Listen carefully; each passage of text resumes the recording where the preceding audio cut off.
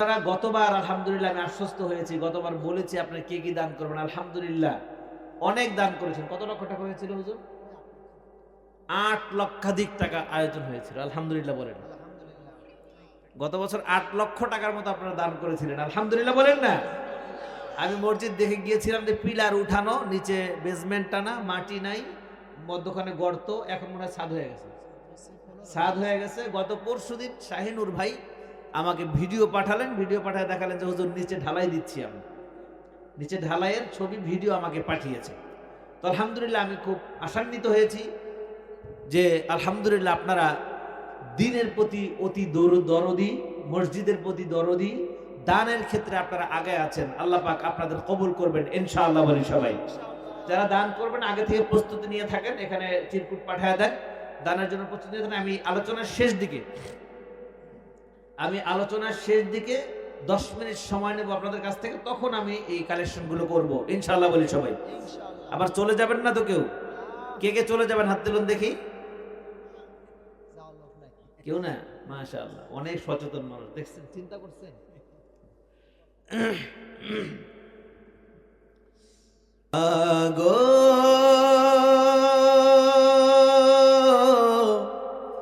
ও মা, তোমারি কথা, মাগো তোমারি কথা, তোমারি কথা, মাগো তোমারি কথা। এখনো সকাল আসে, দুপুর গড়িয়ে আসে, সাঁঝের বেলা, এখনো রাতের আকাশে রূপালী চাঁদের দেশে বসে তারার মেলা। তবু তুমি ফিরে আসো না মা,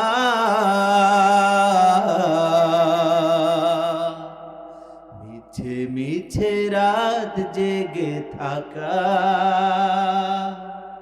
বারে বারে মনে পড়ে, বারে বারে মনে পড়ে। মাগো ও মা, তোমারি কথা, মাগো তোমারি কথা, তোমারি কথা, মাগো তোমারি কথা। সবাই যখন ঘুমিয়ে পড়ে, তখন আমার জেগে থাকা, বারে বারে মনে পড়ে, বারে বারে মনে পড়ে। মাগো ও মা, তোমারি কথা,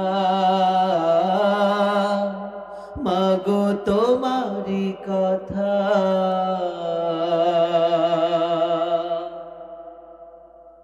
মায়ের কথা মনে পড়ে? সবাই জবাব দেন না। মায়ের কথা মনে পড়ে? যাদের মা নেই জগতে তারাই বুঝে জীবনের কতটুকু মূল্য, ঠিক কিনা বলেন? যার ঘরে মা আছে হয়তোবা সে বুঝে না। যার মা নেই অন্তরটা কেঁদে উঠে, আরে মাকে একটা বলে ডাক দিতে পারি না, ঠিক কিনা বলেন? সে মায়ের জন্য দোয়া করা দরকার আছে না নাই? সে বাবার জন্য দোয়া করা দরকার আছে না নাই? এই মাহফিল থেকে আমরা ইনশাআল্লাহ সেই পিতা মাতার জন্য দোয়া করবো যাদের পিতা মাতা চলে গেছে। এই কালিমার ভিতরে আনিত যত বিধান আছে, এই বিধানের উপর আমল করতে হবে, বিশ্বাস করতে হবে, নিজেকে মানতে হবে, তবেই কেবল সে মুসলমান হতে পারবে, ঠিক কিনা বলেন? আর 1000 বার পড়লেও কোনো কাজ হবে না, মুসলমান হতে পারবে না। আমার হিন্দু ভাইদেরকে আল্লাহ পাক হেদায়েত নসিব করুন, হেদায়েতের পেয়ালা পান করার তৌফিক দান করুন। হিন্দু ভাইদের অত্র এলাকার হিন্দু ভাইরা থাকতে পারেন, আল্লাহ পাক তাদেরকে হেদায়েত দান করেন, সকলে বলেন আমিন। কোন ধর্মের কোন মানুষের বিরুদ্ধে আমাদের কোনো কথা নাই। আমরা একটা কথা বিশ্বাস করি, আমরা সবাই এক পিতার সন্তান। সেই পিতার নাম কি? সবাই বলতে হবে আদম আলাইহিস সালাতু ওয়াস সালাম। আর আমাদের মুসলিম জাতির আরেকজন পিতা আছে, নাম কি বলেন? জুড়ে বলেন না, অন্যটা কয় কি? অন্যটা গত বছর যেটা বইয়ে পড়াইছে আপনাদেরকে, ওইটা কি পড়াইছে বইয়ে? বাচ্চাদেরকে জিজ্ঞেস করি, বাবা বলো তো আমাদের জাতির পিতাকে? জাতির পিতা বঙ্গবন্ধু। চিন্তা করেছেন মুসলমানের ঈমান কোথায় গিয়ে দাঁড়িয়েছে? মুসলমানদেরকে বেদিন বানানোর, মুসলমানদেরকে নাস্তিক বানানোর, মুসলমানদেরকে বিধর্মী বানানোর একটা গভীর ষড়যন্ত্র ছিল আমার বাংলার বুকে। কথা বলেন ঠিক কিনা?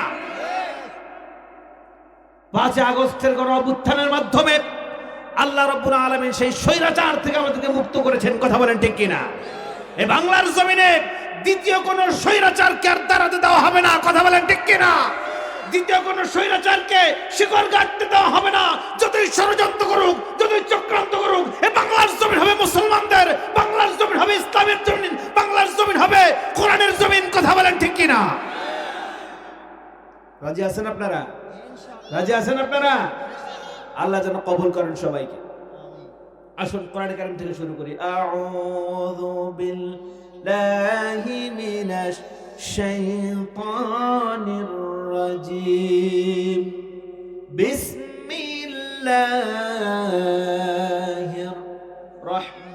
রহমানির রহিম। ইন্না আ'তাইনা فصل لربك إن شانئك هو الأبتر। আল্লাহ রাব্বুল আলামিন বলছেন ইন্না, নিশ্চয়ই। ইন্না অর্থ কি? নিশ্চয়ই। জোরে বলেন নিশ্চয়ই। আল হুরুফুল আতফ বলে এটা, অর্থাৎ এটা যারা অবশ্যই বলা হয়, যেমন ইংলিশে ব্যবহার করা হয় অলসো, আরবিতে ব্যবহার করা হয় ইন্না। ইন্না, আন্না, কাআন্না, লাইতা, লাকিন্না, লাআল্লা, বেশ কয়েকটা শব্দ আছে। এই শব্দগুলো দ্বারা আল্লাহ পাক শিওর করেন যে অবশ্যই, ডেফিনেটলি, তাকিদ দিয়ে থাকেন আল্লাহ পাক। আল্লাহ রাব্বুল আলামিন এখানে তাকিদ দিলেন, ইন্না, নিশ্চয়ই, আ'তাইনা, দান করেছি, কা, আপনাকে, আপনাকে আমি দান করেছি। কথা বুঝতে পারতেছেন? মনোযোগ দিয়ে শুনবেন। কাল কাউসার, কাউসার বললেন, আ'তাইনাকা কাউসার, আপনাকে আমি নিশ্চয়ই কাউসার দান করেছি। সুবহানাল্লাহ বলেন। কাউসারের ব্যাখ্যা মুফাসসিরিন কিরাম বিভিন্ন ভাবে করেছেন। কেউ বলেছেন কাউসার একটা নহর, কেউ বলেছেন কাউসার একটা সুপেয় পানি, কেউ বলেছেন কাউসার একটা ঝর্ণা ধারা। সুবহানাল্লাহ বলেন। আবার কেউ বলেছেন কাউসার একটা সাগর। সুবহানাল্লাহ বলেন। এক একজন এক এক ভাবে আলোচনা করেছেন। আমরা বিস্তারিত আলোচনায় গিয়ে সেগুলো করার চেষ্টা করব ইনশাআল্লাহ। ফাসাল্লি লিরাব্বিকা ওয়ানহার, ফাসাল্লি, সুতরাং আপনি নামাজ পড়ুন। কি করুন? সালাত আদায় করুন, নামাজ পড়ুন। লিরাব্বিকা মানে আপনার রবের জন্য, ওয়ানহার এবং আপনি কোরবানি করুন, ত্যাগ স্বীকার করুন সেই রবের জন্য। আবার বলছেন ইন্না, নিশ্চয়ই, শানি আকা, আপনি সেটা নন, হুয়াল আবতার, যারা আপনাকে যেটা বলে তারা সেটাই। অর্থাৎ কাফেররা আপনাকে নির্বংশ বলে, কাফেররা আপনাকে রুটলেস বলে, কাফেররা আপনাকে বংশহীন বলে। মূলত আপনি বংশহীন নন, আপনি রুটলেস নন, আপনি মূলহীন নন। একমাত্র যারা বলে থাকে ওই কাফেররাই হলো মূলহীন, তারাই হলো রুটলেস, তারাই হলো বংশহীন, তারা নির্বংশ। এর বাস্তব প্রমাণ আল্লাহর রাসূল সাল্লাল্লাহু আলাইহি ওয়াসাল্লামের তার বংশধারা, বংশক্রম আল্লাহ পাক সেভাবে রাখেননি। কিন্তু আল্লাহর রাসূল সাল্লাল্লাহু আলাইহি ওয়াসাল্লামের উম্মত পৃথিবীতে এখন আছে না নাই? জুড়ে বলতে হবে, উম্মত আছে না নাই? আমরা কি? জুড়ে বলতে হবে, আমরা কি? নবীজির উম্মত। কাফেররা বলেছিল, আবু জাহেল বলেছিল যে মুহাম্মদ তো রুটলেস, মুহাম্মদ নির্বংশ হয়ে গেছে, মুহাম্মদের ভবিষ্যতে নাম নেওয়ার মতো কেউ থাকবে না। আচ্ছা আপনারা বলেন, মুহাম্মদ সাল্লাল্লাহু আলাইহি ওয়াসাল্লামের নাম নেওয়ার মতো লোক আছে না নাই? শুধু নাম নেওয়ার মতোই লোক নাই, কলিজাটা ছিঁড়ে দিয়ে দিবে নবীজির জন্য। কথা বলেন ঠিক কিনা? এবং লক্ষ লক্ষ যুবক তৈরি হয়ে আছে বাংলার আনাচে কানাচে, সারা বিশ্বে নবীজির জন্য কলিজা দিয়ে দিতে পারে, ঠিক কিনা বলেন?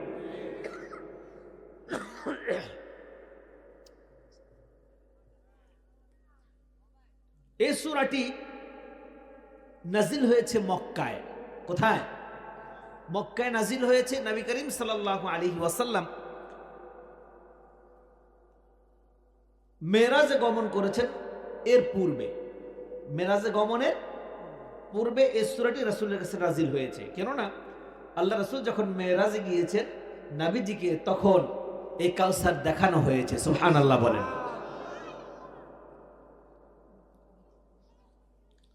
এই সূরাটির নামকরণ করা হয়েছে কাউসার, অর্থাৎ হলো নহর, সুপ্রিয় পানি। আমরা যেটাই মনে করি না কেন, প্রথম আয়াতে কারিমাতে কাউসার শব্দটা আছে, এর জন্য আল্লাহ পাক এই সূরার নাম রেখেছেন সূরাতুল কাউসার। আপনারা আমার কথা বুঝতেছেন? মজা লাগতেছে না মনে হয়? এখন একটু ভাঙা ভাঙা হবে। আমি যখন ভিতরে যাওয়ার চেষ্টা করব, আশা করছি ভালো লাগবে ইনশাআল্লাহ। কেননা আমি এসেই যখন পোস্টার দেখলাম, আমি আমার সিদ্ধান্ত চেঞ্জ করে ফেললাম। আমার ইচ্ছে ছিল কোনো একটা বিষয় নিয়ে কথা বলবো, কিন্তু পোস্টার হাতে নিয়ে দেখি এখানে লেখা তাফসিরুল কোরআন মাহফিল। যেহেতু তাফসিরুল কোরআন মাহফিল, যদি তাফসির কিছু না করা হয় তাহলে হক আদায় হবে না, ঠিক কিনা বলেন? এই জন্য এখানে বসে আমি সিদ্ধান্ত চেঞ্জ করলাম, চেঞ্জ করে এই সূরাটা আমি তেলাওয়াত করলাম। আলহামদুলিল্লাহ বলেন। আল্লাহ পাক আমাদেরকে তাফসির ভিত্তিক কিছু বলা এবং আমাদেরকে আমলের নিয়তে শোনার তৌফিক দান করেন। ওমা আলাইনা ইল্লাল বালাগ। আসুন আমরা শুরু করি। ইন্না অর্থ কি? নিশ্চয়ই। আতাইনাকাল কাউসার অর্থ, আমি শুরুতে একটা কথা বলে নিচ্ছি, প্রিয় মুসলিম ইকরাম, আশেপাশে যারা আছেন, প্যান্ডেলের ভিতরে যারা আছেন এবং মহিলা প্যান্ডেলে যে মা বোনেরা আছেন, সকলের গাতার্থে আমি বলছি, আমার আলোচনা ধারাবাহিকভাবে চলবে। আপনারা গতবার আলহামদুলিল্লাহ আমি আশ্বস্ত হয়েছি, গতবার বলেছি আপনারা কে কি দান করবেন। আলহামদুলিল্লাহ অনেক দান করেছেন। কত লক্ষ টাকা হয়েছিল হুজুর? 8 লক্ষাধিক টাকা আয়োজন হয়েছিল। আলহামদুলিল্লাহ বলেন। গত বছর 8 লক্ষ টাকার মতো আপনারা দান করেছিলেন। আলহামদুলিল্লাহ বলেন না? আমি মসজিদ দেখে গিয়েছিলাম যে পিলার উঠানো, নিচে বেসমেন্ট টানা, মাটি নাই, মধ্যখানে গর্ত, এখন মনে হয় ছাদ হয়ে গেছে। ছাদ হয়ে গেছে। গত পরশুদিন শাহিনুর ভাই আমাকে ভিডিও পাঠালেন, ভিডিও পাঠায় দেখালেন যে হুজুর নিচে ঢালাই দিচ্ছি আমি। নিচে ঢালাইয়ের ছবি, ভিডিও আমাকে পাঠিয়েছে। তো আলহামদুলিল্লাহ আমি খুব আশান্বিত হয়েছি যে আলহামদুলিল্লাহ আপনারা দ্বীনের প্রতি অতি দরদি, মসজিদের প্রতি দরদি, দানের ক্ষেত্রে আপনারা আগে আছেন। আল্লাহ পাক আপনাদের কবুল করবেন ইনশাআল্লাহ বলি সবাই। যারা দান করবেন আগে থেকে প্রস্তুতি নিয়ে থাকেন, এখানে চিরকুট পাঠায় দেন দানের জন্য প্রস্তুতি নিয়ে থাকেন। আমি আলোচনার শেষ দিকে 10 মিনিট সময় নেব আপনাদের কাছ থেকে, তখন আমি এই কালেকশনগুলো করব ইনশাআল্লাহ বলি সবাই। আবার চলে যাবেন না তো কেউ? কে কে চলে যাবেন হাত তুলুন দেখি। কেউ না? মাশাআল্লাহ, অনেক সচেতন মানুষ দেখছেন, চিন্তা করছেন।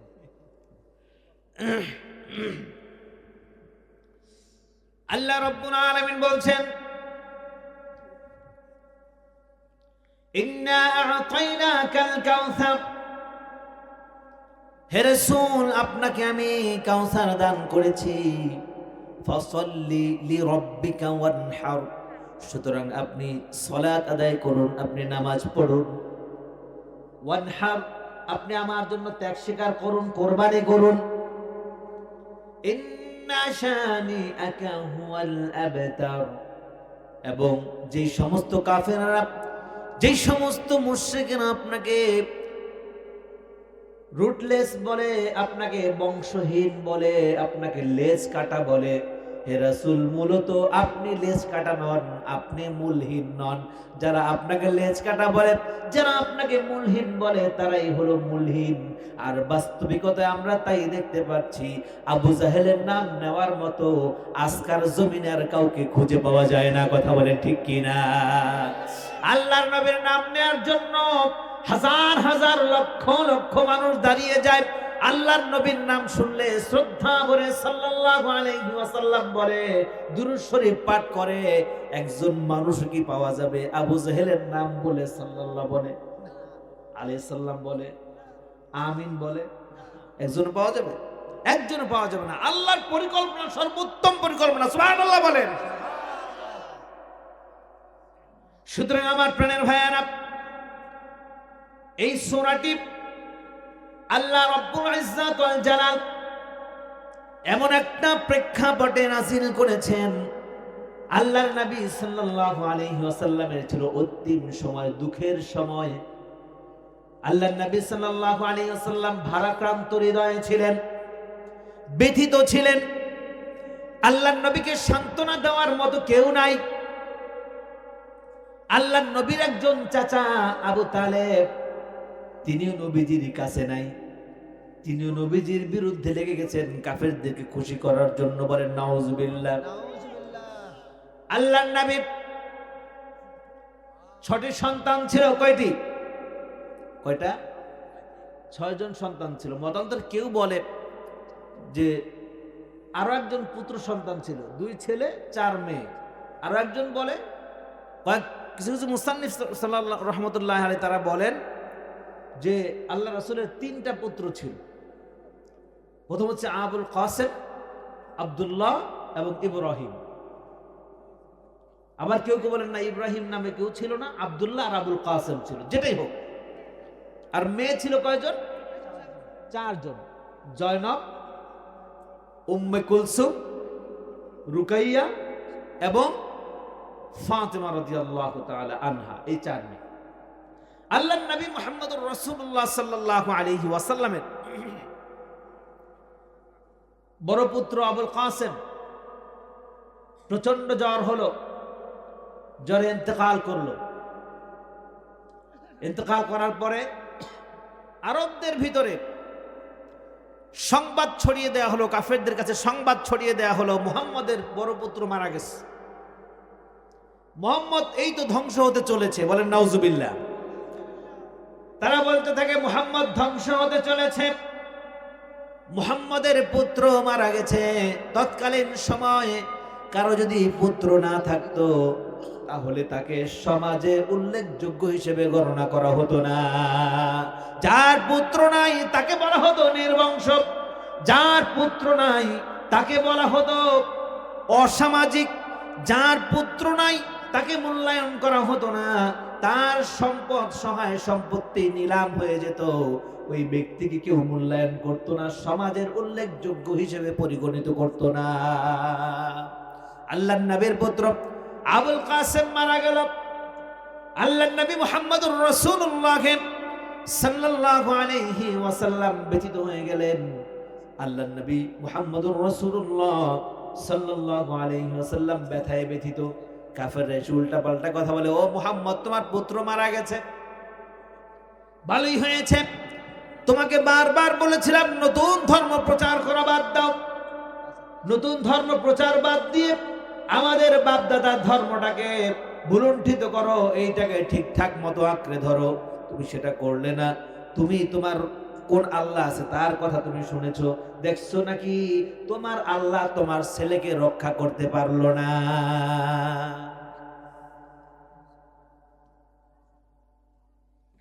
তোমার আল্লাহ তোমার ছেলেকে রক্ষা করতে পারলো না, সুতরাং সে আল্লাহর পথ ছেড়ে দাও, সে আল্লাহর ধর্মকে ছেড়ে দাও। তুমি তোমার বাপ দাদার ধর্ম ছেড়ে দিয়ে ওই আল্লাহর ধর্ম ধরেছো, এখনো সময় আছে, ছেড়ে দাও। মুহাম্মদুর রাসূলুল্লাহ সাল্লাল্লাহু আলাইহি ওয়াসাল্লাম তিনি কোনো কথা বললেন না, চুপচাপ রইলেন, সন্তানের জন্য দোয়া করলেন। আল্লাহ রাব্বুল আলামিন তিনি বললেন, হে রাসূল ধৈর্য ধরুন, আপনি উদ্বিগ্ন হবেন না। সুবহানাল্লাহ বলেন। উত্তম পরিকল্পনাকারী কে? জোরে বলেন। ওমা রামাইতা ইয রামাইতা ওয়ালাকিন্নাল্লাহা রামা। সুবহানাল্লাহ বলেন। আল্লাহ হলেন উত্তম পরিকল্পনাকারী। সুতরাং হে রাসূল আপনি উদ্বিগ্ন হবেন না, আপনাকে যা নির্দেশনা দেওয়া হয়েছে সে অনুযায়ী আপনি কাজ করতে থাকুন। আমি আল্লাহ রাব্বুল আলামিন আছি, বাকি সবগুলোর ব্যবস্থা আমি করে দেব। আল্লাহর নবী মুহাম্মদুর রাসূলুল্লাহ সাল্লাল্লাহু আলাইহি ওয়াসাল্লাম ইতিমধ্যে তার স্ত্রীকে হারালেন।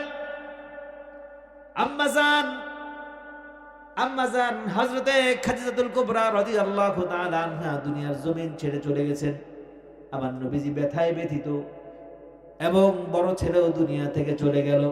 আমার নবীজি ব্যথায় ব্যথিত। তার কিছুদিন পরে আমার নবীজির আরেক পুত্র হযরতে আব্দুল্লাহ প্রচন্ড অসুস্থতায় সেও দুনিয়া ছেড়ে চলে গেল।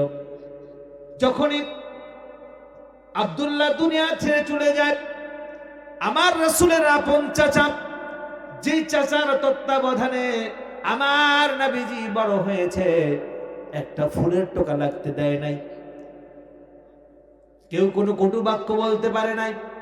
আমার নবীজিকে গালমন্দ করলে, আমার নবীজিকে কেউ বললে, ওই আবু তালেব নিজে গিয়ে তাকে আঘাত করেছে। নবীজিকে এত ভালোবাসতো, কোলে পিঠে করে মানুষ করেছে। কাফেরদের সাথে হাত মিলালো, কিন্তু মুহাম্মদ সাল্লাল্লাহু আলাইহি সাল্লামকে আঘাত করতে দেয় না। যখনই আমার রাসূলের ছোট পুত্র মারা যাবার পরে সেই আবু তালেব নিজেই কাফেরদের কাছে দৌড়ায় চলে গেল। উতবা, সাইবা, আবু জাহেল সবার কাছে গিয়ে বলল, শুনছো নাকি খুশির খবর আছে? কি খবর আছে? খুশির খবর। কারো ছেলে মারা গেছে, এটা খুশির খবর না দুঃখের খবর? জোরে বলেন। আর তারা বানিয়েছে এটা খুশির খবর। আবু তালেব নিজে দৌড়ায় গেল, নিজে দৌড়ে গিয়ে উতবা, সাইবা, আবু সুফিয়ান এবং আবু জাহেলকে বলতে লাগলো, শুনছো নাকি খুশির খবর আছে? মুহাম্মাদের যে একটা পুত্র ছিল সেটাও দুনিয়া থেকে শেষ, মুহাম্মদ তো নির্বংশ হয়ে গেছে। কাফেররা আসলো মুহাম্মদ সাল্লাল্লাহু আলাইহি ওয়াসাল্লামের কাছে, এসে বলল, ও মুহাম্মদ, তোমার আল্লাহ কি তোমার সন্তানকে রক্ষা করতে পারছে কিনা দেখো। আমরা বলেছিলাম লাত, মানাত, উজ্জা, হাবল দাবল এদের খেদমত করো, এদের পূজা করো, তুমি সেটা করলে না। তোমার আল্লাহর তুমি পূজা করলে, তোমার আল্লাহর খেদমত করলে, তার দ্বীনকে তুমি মানলে, তার ধর্মকে তুমি প্রচার করলে। আজকে তোমার আল্লাহ তোমাকে ছেড়ে চলে গেছে, তোমার পুত্র সে রক্ষা করতে পারে নাই। বলেন নাউজুবিল্লাহ। আসলে কি আল্লাহ নবীজিকে ছেড়ে দিয়েছে নাকি? জুড়ে বলেন। কেন বলেছে কথা? এই সূরা নাজিলের আরো আগে দুইটা সূরা নাজিল হয়েছে। সে দুইটা সূরা হলো সূরাতুদ দুহা, ওয়াদ-দুহা ওয়াল-লাইলি ইযা সাজা, মা ওয়াদ্দাআকা রাব্বুকা ওয়া মা ক্বালা। এই সূরাটি আল্লাহর রাসূলের কাছে নাজিল হয়েছে। এই সূরা নাজিলের ছোট্ট প্রেক্ষাপট না বললে হয়তো পূর্ণটা বুঝে আসবে না। আল্লাহ রাসূল সাল্লাল্লাহু আলাইহি ওয়াসাল্লামের কাছে কাফেররা এসেছিল এক দল বেঁধে কোনো একটা প্রশ্ন জানার জন্য। আমার নবীজি বলেছেন কালকে উত্তর দেব। আমার নবীজি ইনশাআল্লাহ ভুলে গিয়েছিল। মনে আছে ঘটনা আপনাদের? আমার নবীজি ইনশাআল্লাহ বলতে ভুলে গিয়েছিল, আল্লাহই ভুলায় দিয়েছেন, নবীজির জবান দিয়ে বের করেন নাই। পরের দিন কাফেররা আসলো, এসে বলল, মুহাম্মদ তুমি বলেছিলে আমাদের প্রশ্নের জবাব দিবে। আমার নবীজি বলল, এখন দিতে পারবো না। কাফেররা চলে গেল।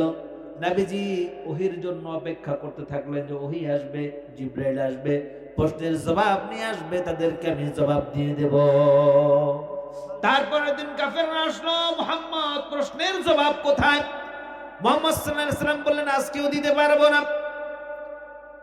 কাফেররা ওই দিন চলে গেল। তৃতীয় দিন আবার আসলো, আসার পর বলল, মুহাম্মদ আমাদের প্রশ্নের জবাব কোথায়? আজকে জবাব না নিয়ে আমরা যাব না।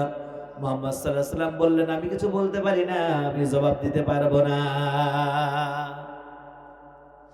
কাফেররা অকথ্য ভাষায় নবীজিকে গালিগালাজ করলো, গালিগালাজ করে চলে যায়। আমার নবীজি সিজদায় পড়ে কান্নাকাটি শুরু করে দেন। আমার আল্লাহ ওহী পাঠায় না। এমনি ভাবে দীর্ঘদিন চলে গেল, দীর্ঘদিন চলে গেল। নবীজি হাট বাজারে যেতে পারেন না, বাসার বাহিরে যেতে পারেন না। কাফেররা নবীজিকে অকথ্য ভাষায় গালিগালাজ করে, উল্টা পাল্টা কথা বলে, মুহাম্মদ মন গড়া কথা বলে। মুহাম্মদের কাছে যে জিনটা আসতো, মুহাম্মদের কাছে যে শয়তানটা আসতো, ওইটা তো আর এখন আসে না। বলেন নাউজুবিল্লাহ। জিবরাইলকে তারা শয়তান আখ্যা দিল, বলল তারা তো আসে না মুহাম্মদের কাছে, সুতরাং মুহাম্মদের পাওয়ার শেষ, মুহাম্মদ আর কিছু করতে পারবে না। বলেন নাউজুবিল্লাহ। দীর্ঘদিন ওহী আসা বন্ধ। দীর্ঘদিন পরে নবীজির কাছে ওহী আসলো, ওয়াদ-দুহা ওয়াল-লাইলি ইযা সাজা মা ওয়াদ্দাআকা রাব্বুকা ওয়া মা ক্বালা। হে রাসূল, আপনি চিন্তিত হবেন না, আপনি বিচলিত হবেন না। আপনার পূর্বের দিনের চেয়ে আগামীর দিনগুলো আরো সুন্দর হবে। তারপর আরো একটি সূরা নাযিল হলো, আলাম নাশরাহ লাকা সাদরাক ওয়া ওয়াদা'না আনকা ওয়িজরাক আল্লাযী আনকাযা যহরাক ওয়া রাফা'না লাকা যিকরাক। আল্লাহ রাব্বুল আলামিনের পক্ষ থেকে নবীজির কাছে সূরা নাযিল হয়ে গেল, হে রাসূল, নিশ্চয়ই আগামীর ভবিষ্যতে আপনার জন্য আল্লাহ রাব্বুল আলামিন বড় কোনো কিছু অপেক্ষা করাচ্ছেন। বলেন সুবহানাল্লাহ। ফাইন্না মাআল উসরি ইসরা, ইন্না মাআল উসরি ইসরা। নিশ্চয়ই হে রাসূল, বর্তমানের চেয়ে আপনার ভবিষ্যৎ আরো উজ্জ্বল হবে, আপনার ভবিষ্যৎ আরো সুন্দর হবে, ভালো কোনো কিছু আপনার জন্য অপেক্ষা করছে। এরপরেই আল্লাহ রাব্বুল আলামিন সূরা কাউসার নাযিল করে বললেন, ইন্না আ'তাইনাকাল কাউসার। হে রাসূল, সুসংবাদ হলো এই, ভালো হলো এই, আপনার জন্য আপনার রব কাউসার নামক নিয়ামত দান করেছে। বলেন সুবহানাল্লাহ। যেই কাউসার নামক নিয়ামত দান করেছে, এই নিয়ামতটা কেউ যদি জীবনে একবার খেতে পারে, তাহলে ওই ব্যক্তি চিরস্থায়ী হয়ে যাবে। ওই ব্যক্তি কখনো বৃদ্ধ হবে না, সে যুবক থাকবে। ওই ব্যক্তির কখনো পিপাসা লাগবে না, ওই ব্যক্তির কখনো শরীরের চামড়া ঢিলা হয়ে যাবে না, ওই ব্যক্তি অসুন্দর হবে না, ওই ব্যক্তি দেখতে কুৎসিত হবে না, ওই ব্যক্তি দেখতে রাজপুত্রের মতো সুন্দর হবে। এমন একটা নিয়ামত আপনাকে দান করেছি। তো কাফেররা এর পূর্বের প্রেক্ষাপটকে কেন্দ্র করে নবী করিম সাল্লাল্লাহু আলাইহি ওয়াসাল্লামকে গালিগালাজ করত, আর বলতো মুহাম্মদ রুটলেস, মুহাম্মদ বংশহীন, মুহাম্মদের বংশ শেষ, মুহাম্মদ হচ্ছে লেজ কাটা, তার কোনো লেজ নেই। সুতরাং মুহাম্মদকে অ্যাভয়েড করো, মুহাম্মদকে বয়কট করো। আমার নবীজি বাজারে যায়, আমার নবীজি বাজারে গেলে নবীজির কাছে কেউ আসে না। কাফেররা উল্টা পাল্টা কথা শোনায়। কাফেররা বলে, এই লোকেরা শোনো, মক্কার লোকেরা শোনো, মুহাম্মদের কাছে তোমরা এসো না, মুহাম্মদকে নতুন ভূতে পেয়েছে, তোমরা যদি মুহাম্মদের কাছে আসো, ওই ভূত তোমাদেরকেও গ্রাস করবে। বলেন নাউজুবিল্লাহ। আমার নবীজিকে কোনো ভূত ধরেছিল? যেন বলে ভূত বলতে কোনো কিছু আছে? আরে গ্রামে গঞ্জে যে ভূতের ভয় আছে না নাই? আচ্ছা, আপনারা বলেন তো, বাসা থেকে আসতে কয়টা ভূত দেখছেন আপনারা? ভূত কয়টা দেখছেন?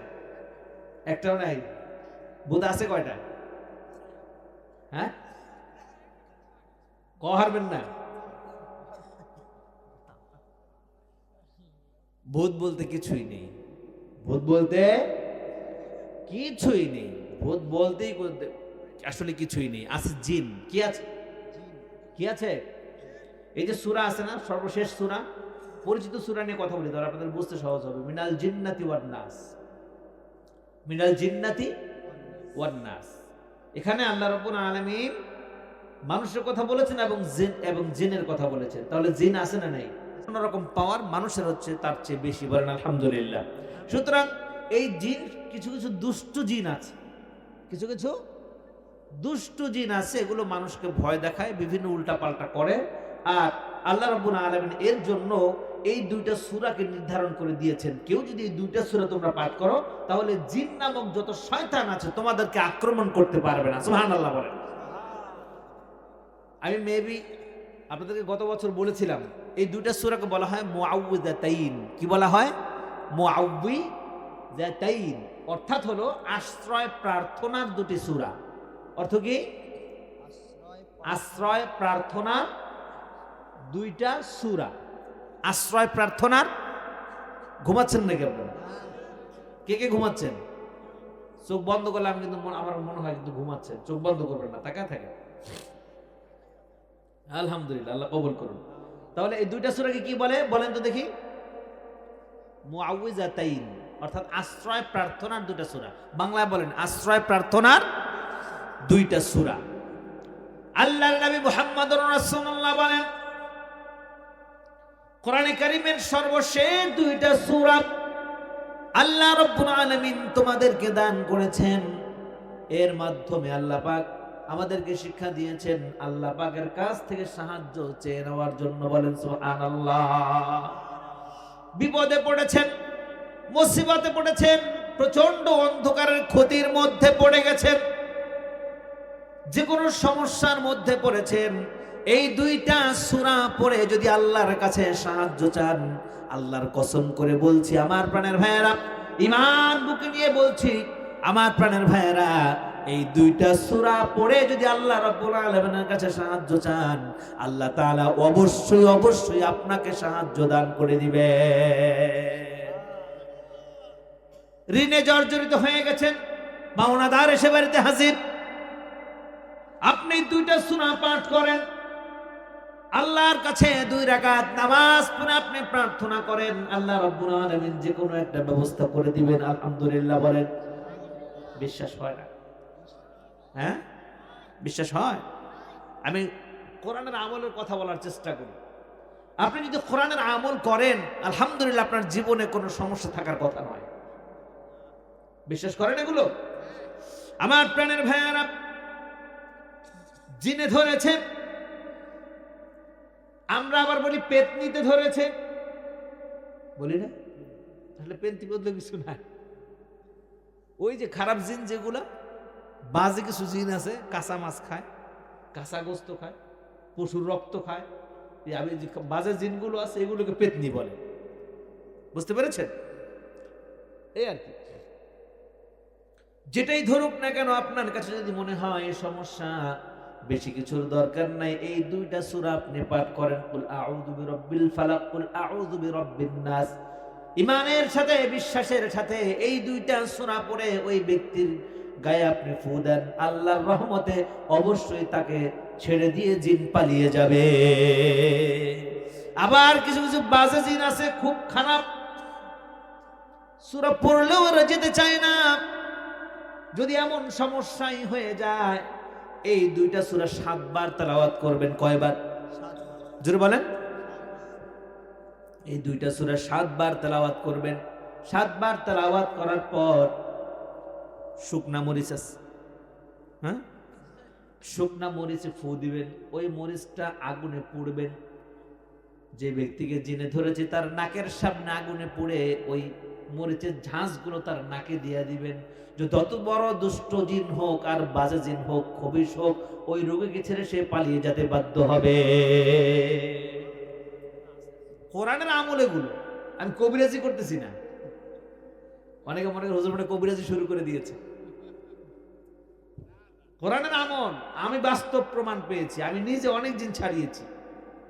ব্যস্ততার কারণে অনেকে ডাকলেও যাওয়ার সুযোগ হয় না, এটা তো আসলে অনেকে পেশা হিসেবে নিয়ে নেয়। কোরআনের খেদমত হিসেবে যখন সুযোগ হয় চেষ্টা করি, তবে মূল বিষয় হচ্ছে কোরআনের আমল করতে হবে সারা জীবনে। পারবো আমরা ইনশাআল্লাহ। আমার নবীজি বলেছেন, তুমি ঋণে জর্জরিত হয়ে গেছো, দুঃখ কষ্টে আছো, প্রচন্ড পেরেশানিতে আছো, তোমার সফলতা আসে না, তোমার বিভিন্ন সমস্যা আসে, তুমি সামনে এগোতে পারো না, অনেক বাধা বিপত্তি আসে, দোকানে আয় উন্নতি হয় না, অনেক সমস্যা। আমার রাসূল বলেছেন, সূরা ফাতিহা তেলাওয়াত করো, সূরা ইখলাস, সূরা ফালাক তেলাওয়াত করো, নিয়মিত আমল করো, আল্লাহ রাব্বুল আলামিন তোমার ভাগ্যকে ফিরিয়ে দিবেন। কেননা এই দুইটা সূরার নাম হলো সাহায্য প্রার্থনার সূরা। বলেন সুবহানাল্লাহ। ঘরে আয় উন্নতি নাই, বরকত নাই, দোকানে আয় উন্নতি নাই, বরকত নাই, ব্যবসায় লাভ হয় না, কাস্টমার আসে না। আমার প্রাণের ভাইয়ের, আমার রাসূল বলেছেন দোকানে যতক্ষণ বসে থাকো এই সূরাগুলো তুমি তেলাওয়াত করো, আল্লাহ রাব্বুল আলামিন তোমার দোকানে বরকত দান করে দিবেন। বলেন সুবহানাল্লাহ। তবে শর্ত হলো এই, আমার নবীজির সুন্নাত পরিপন্থী কোন কাজ ওই দোকানের ভিতরে, ব্যবসা প্রতিষ্ঠানের ভিতরে করা যাবে না। ব্যবসা করে সুদে, মাপে দেয় কম, আবার দেয় ভেজাল। ও শুধু সূরা ফাতিহা আর ফালাক নাস শুধু এগুলা পড়ো, গোটা কোরআন শরীফ যদিও পড়ে তারপর তার দোকানে বরকত হবে? যেটা বলেন বরকত হবে না। যারাই কাজ করে সাময়িক যদিও দেখে লাভ হচ্ছে, লোকসান নাই, কোনো সমস্যা নাই কোনো, কিন্তু আল্লাহ রাব্বুল আলামিন মূলত তার ঘরের ভিতরে সমস্যা তৈরি করে দেন। বাস্তব না বাস্তব? একজন লোক দেখাতে পারবেন সুদের ব্যবসা করে, তার সংসারে কোনো ঝামেলা নাই, দেখাইতে পারবে? একজন দেখাইতে পারবেন না। যারা সুদের ব্যবসা করে, ঘুষের লেনদেন করে, এদের সন্তান তাদের কথা শোনে না, বউ তাদের কথা শোনে না, ঘরের ভিতরে কখনো শান্তি আসে না, ঘরটা হয়ে যায় জাহান্নামের সমতুল্য। আল্লাহর নবী বলেছেন দুনিয়াতে যারা সুদ খাবে, সুদ দিবে, ঘুষের লেনদেন করবে, আল্লাহ রাব্বুল আলামিন দুনিয়াতেই তাদের শাস্তি দিয়ে দিবেন। হয় তাদের ঘরে অশান্তি হবে, স্বামী স্ত্রীর মিল হবে না, না হয় সন্তান কথা শুনবে না, সন্তান তাদের অনুগত হবে না, না হয় এই ব্যক্তিরা সমাজে হয়ে যাবে, সমাজে এমন অবস্থা হবে একটা সময় শুধুমাত্র লাঞ্ছনা আর লাঞ্ছনা ছাড়া তাদের জীবনে আর কিছুই থাকবে না, তাদের সংসার ভেঙে যাবে। আমার নবীজি বললেন যদি এইটা নাও হয়, তার শরীরটা জীবদ্দশায় ফুলে যাবে। কি হবে? শরীর কি হবে? শরীর ফুলে যাবে, বিভিন্ন রোগ শরীরে বাসা বাঁধবে, এত বড় পেট থাকবে, বড় শরীর থাকবে, তারপরও সে খেতে পারবে না।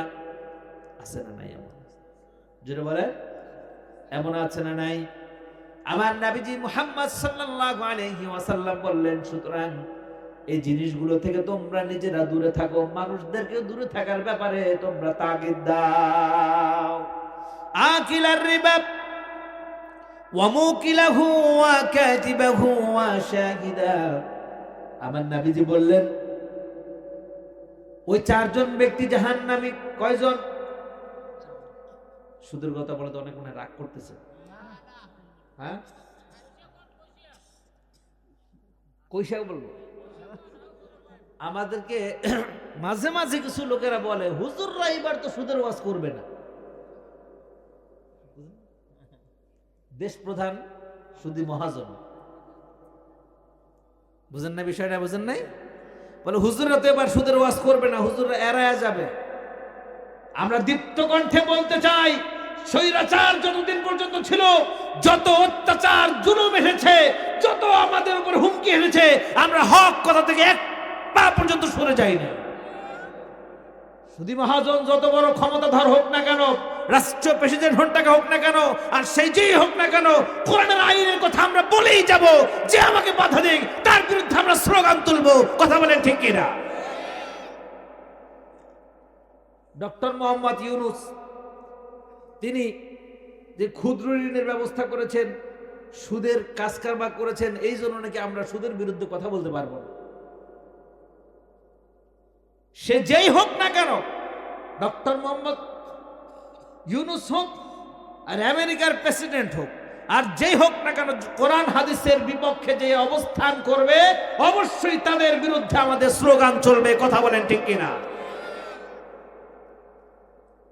সে যদি ভালোভাবে দেশ চালায় আমরা তার আনুগত্য করব, যেই কথাগুলো কোরআন হাদিসের সাথে মিশে যায়। আর যেই কথাগুলো কোরআনের সাথে মিলবে না, হাদিসের সাথে মিলবে না, সে কথাগুলো আমরা আমল করব। যদি সুদকে আমাদের উপর চাপিয়ে দিতে চায়, আমরা কি সেটা গ্রহণ করব?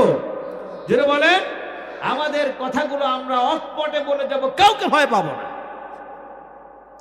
তবে তাদের কাছে আমরা আবেদন জানাবো, উপদেষ্টা মণ্ডলীর কাছে আমরা আবেদন জানাবো, সময় এসেছে ভালো কিছু করার। ঠিক কিনা বলেন? সময় এসেছে ভালো কিছু করার। যদিও ইতিপূর্বে সুদের লেনদেন করেছেন, সুদের সাম্রাজ্য সৃষ্টি করেছেন, এখন সময় এসেছে বাংলার 92% মুসলমান আপনাকে সাপোর্ট করছে। বাংলার সমস্ত মুসলমান আপনার দিকে তাকিয়ে আছে। বাংলার মুসলমান নারী নেতৃত্ব চায় নাই। আমরা কোনটা হয়েছিলাম, সত্য কথাও বলতে পারি নাই। পরিত্রাণ পাওয়ার ইচ্ছা থাকলেও আমরা পরিত্রাণ পাই নাই। 5 আগস্টের গণঅভ্যুত্থানের মাধ্যমে আমরা নারী শাসন থেকে মুক্ত হয়েছি। এবার আমরা একটা ইসলামী অর্থ ব্যবস্থা বাংলার জমিনে দেখতে চাই। কথা বলেন ঠিক কিনা? কে কে যারা আমার লাগে হাত তুলে দেখান। আমরা কি চাই? সবাই ইসলামিক অর্থনীতি চাই। আমরা এ বাংলার জমিনে ইসলামী শাসন চাই। আমরা এ বাংলার জমিনটা হবে মুসলমানদের জমিন। আমরা চাই কি চাই না?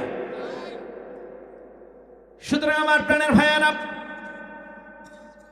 আল্লাহর নবী মুহাম্মদুর রাসূলুল্লাহ সাল্লাল্লাহু আলাইহি ওয়াসাল্লাম তিনি বলেছেন, আকিলার রিবা ওয়া মুকিলাহু ওয়া কাতিবাহু ওয়া শাহিদা। সুদের সাথে সংশ্লিষ্ট 4 জন ব্যক্তি হলো জাহান্নামী।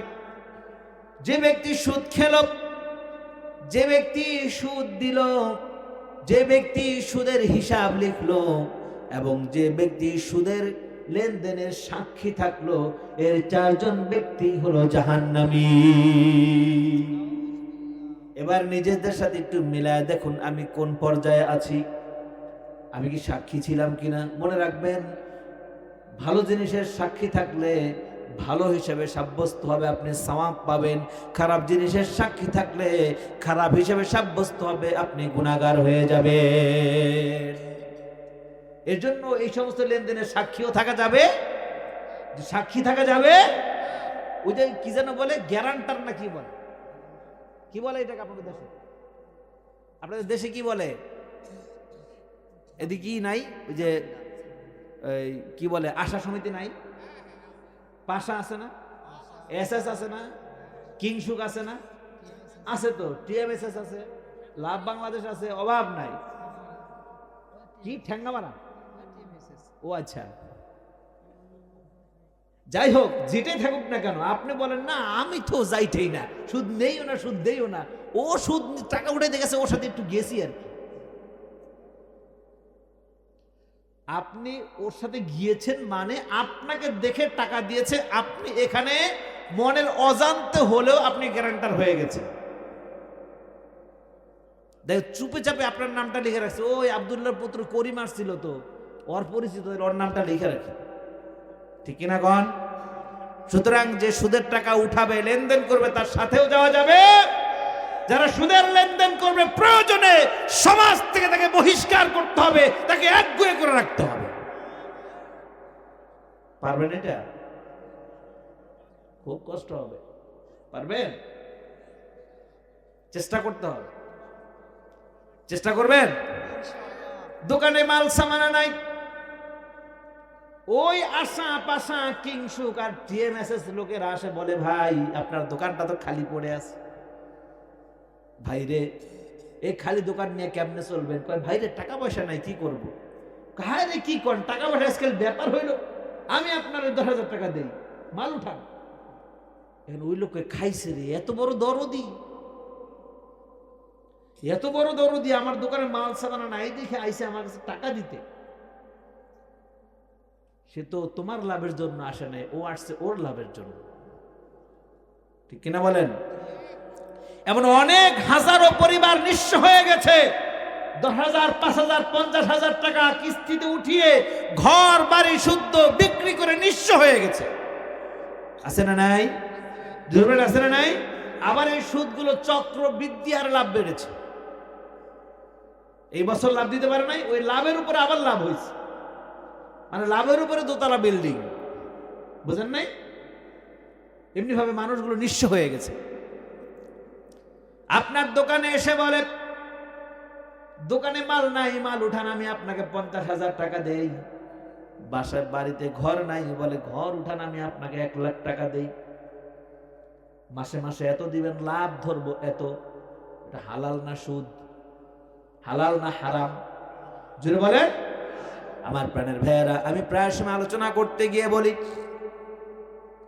আল্লাহর নবী সাল্লাল্লাহু আলাইহি ওয়াসাল্লাম বলেছেন, লা ইয়াদখুলুল জান্নাতা জাসাদুন গুদিয়া বিল হারাম। আল্লাহর নবী বলেছেন, যে ব্যক্তি শরীরে হারাম প্রবেশ করবে, হারাম দ্বারা শরীর গঠন হবে, ওই ব্যক্তির শরীর কখনোই জান্নাতে যাবে না। ওই ব্যক্তির শরীর কখনোই জান্নাতে যাবে না। হারাম খেয়েছেন, দোকানে ব্যবসা করেছেন, মাপে কম দিয়েছেন, ডাল দিয়েছেন 1 কেজির দাম রেখেছেন 100 গ্রাম 50 গ্রাম কম দিয়েছেন, 10 গ্রাম কম দিয়েছেন, 2 গ্রাম কম দিয়েছেন, আল্লাহ রাব্বুল আলামিন এটাকে ছাড় দিবেন না। ঠিক কিনা বলেন? প্রয়োজনে 1 গ্রাম বেশি দেন, না হয় সমান সমান দেন, কমানো যাবে। এরপর ভেজাল মিশিয়েছেন, ডাউলের ভিতরে কঙ্কর মিশিয়েছেন, দুধের ভিতরে পানি মিশিয়েছেন।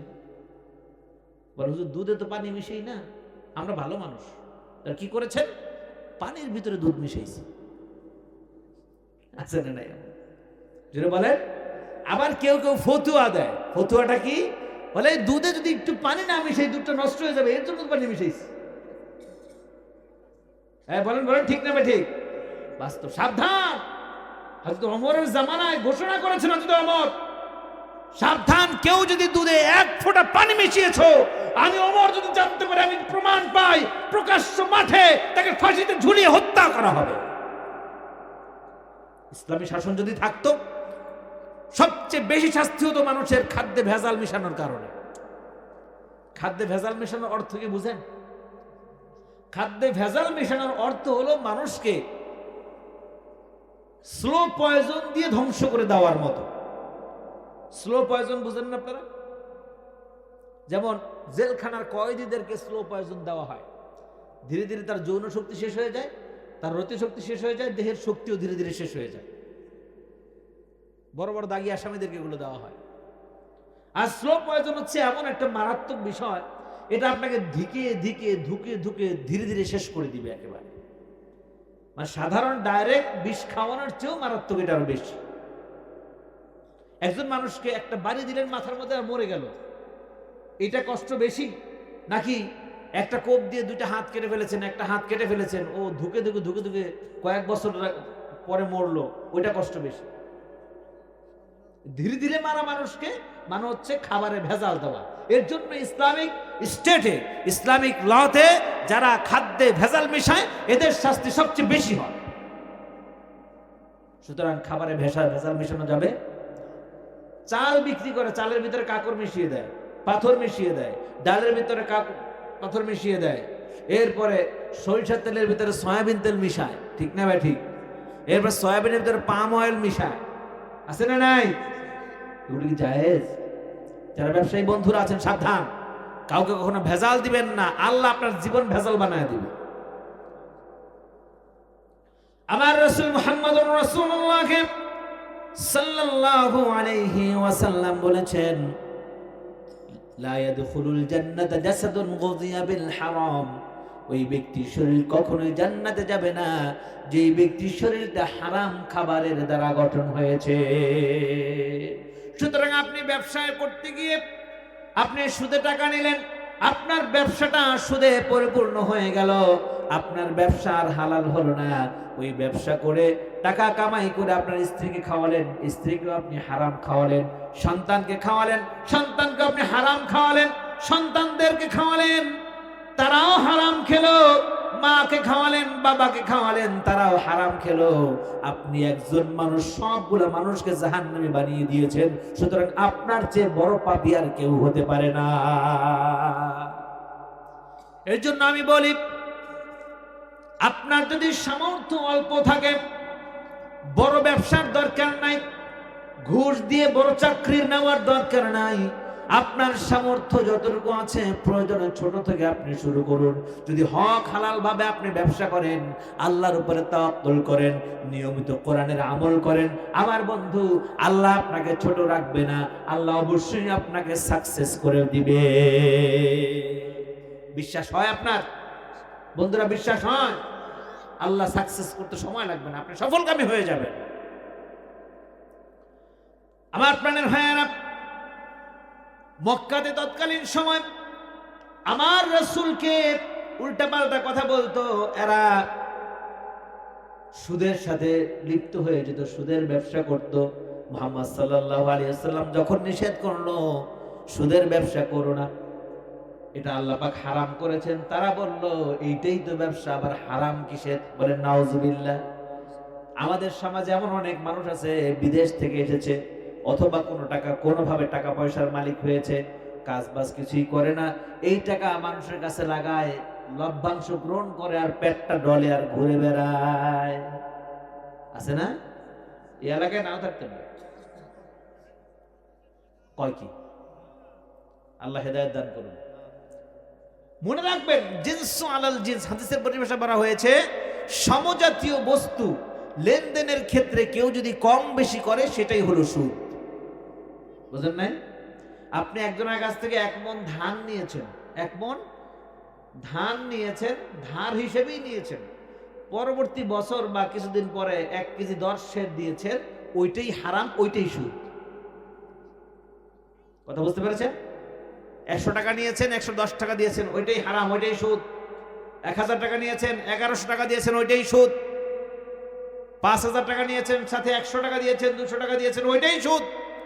সুতরাং সমজাতীয় বস্তু লেনদেনের ক্ষেত্রে এদিক সেদিক করার কোনো সুযোগ, আপনি যদি পারেন কর্জে হাসানা দেন, যেটা দিবেন ওইটাই ফেরত নেবেন, বেশি নিতে পারবেন। তবে ভিন্ন জাতীয় যদি বস্তু হয়, যে আপনি খেতে ধান ফলাবেন, এর জন্য একজনের কাছ থেকে টাকা আনলেন যে আমাকে 5000 টাকা দেন, আমি খেতে ধান ফলাবো, আপনি অগ্রিম কিনে রাখতে পারেন। ঠিক আছে, তুমি ধান ফলাইবা, খেতে কাজ করবা, আমাকে ওখান থেকে তুমি এত কেজি বা এত মণ ধান দিবা, আমি অগ্রিম কিনে নিলাম তোমার কাছ থেকে, একটু কম দামে যদি আমাকে দাও। তাহলে সেই কৃষক কি করবে? ঠিক আছে, একটু কম, এমনি বেশি 800 টাকা মণ, আপনাকে আমি 700 টাকা মণ দিলাম, 700 টাকা মণে 10 মণ ধানের দান টাকা আমাকে দেন, ধান উঠলে 10 মণ ধান আপনাকে আমি দিয়ে দেব। এটা জায়েজ, এটা জায়েজ।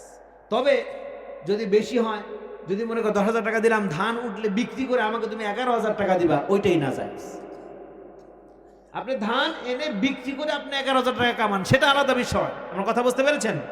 সুতরাং সমজাতীয় বস্তু লেনদেনের ক্ষেত্রে এদিক সেদিক করার কোনো সুযোগ নেই, কম বেশি করার সুযোগ নাই। কম বেশি করলে সেটা হারাম হয়ে যাবে, সেটা সুদ হয়ে যাবে। আমার নবী মুহাম্মদুর রাসূলুল্লাহ সাল্লাল্লাহু আলাইহি ওয়াসাল্লাম কাফেরদের বিভিন্ন তিরস্কারের শিকার হয়ে গেলেন। ও মুহাম্মদ, তুমি কোন কিসের কথা বলো? তুমি, আমরা এটা করি, এটা আমাদের ব্যবসা। মুহাম্মদ সাল্লাল্লাহু আলাইহি ওয়াসাল্লাম বললেন, না, এটা ব্যবসা নয়, এটা হচ্ছে ধনী ব্যক্তিদের দ্বারা শাসিত হয় ওই গরিব শ্রেণীর মানুষ, সুতরাং এটা করা যাবে না। আমার নবীজি বিভিন্নভাবে দাওয়াত দিলেন, নবীজির দাওয়াতকে তারা অবজ্ঞা করে, নবীজির দাওয়াতকে উপেক্ষা করে নিজেদের মত তারা নিজেরা চলতে শুরু করলো। আমার নবীজির উপরে দীর্ঘদিন যখন ওহী আসা বন্ধ ছিল, নবীজিকে তিরস্কার করেছে, উল্টাপাল্টা কথা বলেছে, আল্লাহ রাসূলের কাছে যখন এই সূরা নাজিল হলো, এই সূরা নাজিলের পর আল্লাহ রাসূল কাফেরদেরকে দাওয়াত দিলেন, ও কাফেররা রে, আল্লাহ রাব্বুল আলামিন তোমাদের জন্য একটা নিয়ামত দান করেছে, যদি তোমরা ইসলাম কবুল করো আল্লাহ পাক এই নিয়ামত তোমাদেরকে দান করে দিবে। বলেন সুবহানাল্লাহ। আল্লাহর নবী মুহাম্মদ সাল্লাল্লাহু আলাইহি ওয়াসাল্লাম একটা মজলিসের মধ্যে বসে আছেন, এমন সময় নবীজি একটু ধ্যানমগ্ন হয়ে গেলেন। আমার নবীজি মাথা নিচের দিকে দিয়ে চুপচাপ বসে রইলেন, সাহাবারাও চুপচাপ বসে রইল, কোনো কথা বলে না। নবীজি হঠাৎ করে কোথায় যেন হারিয়ে গেল। কিছুক্ষণ পর আমার নবীজি মাথা উঠালেন, মাথা উঠিয়ে মুচকি মুচকি হাসলেন, সাহাবাদের দিকে তাকালেন।